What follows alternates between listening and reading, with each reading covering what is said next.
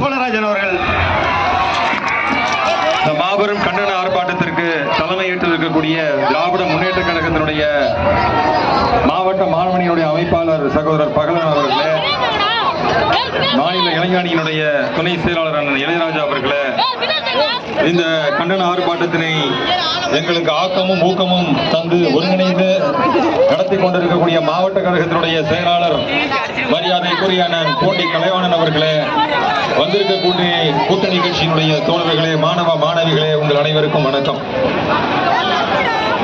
தேசிய கல்விக் கொள்கையினை நாம் ஏற்க வேண்டும், மும்மொழி கொள்கையினை நாம் ஏற்க வேண்டும் என்ற நிர்பந்தத்தினை ஒன்றிய அரசு கல்வி நிதியினை தமிழக அரசுக்கு தர மறுக்கக்கூடிய நிலையிலே இந்த கண்டன ஆர்ப்பாட்டத்தினை நாம் நடத்தி கொண்டிருக்கிறோம்.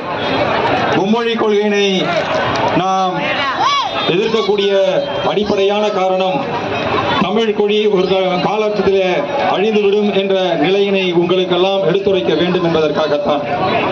முதலிலே ஒரு மூன்றாவது மொழி நமது விருப்பத்திற்கு ஏற்க படிக்கலாம் என்று ஆசை வார்த்தை காட்டுவார்கள். திராவிட மொழிகளை மலையாளம், கன்னடம், தெலுங்கு போன்ற மொழிகளை கற்கலாம் என்று ஆசை வார்த்தை காட்டுவார்கள்.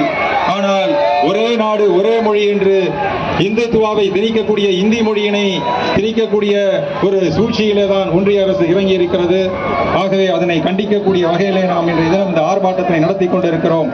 ஒன்றிய அரசினை பொறுத்தவரையிலே சமகரா சீஷா என்ற திட்டத்தின் மூலமாக 2500 கோடி ரூபாய் மறுக்கிறார்கள்.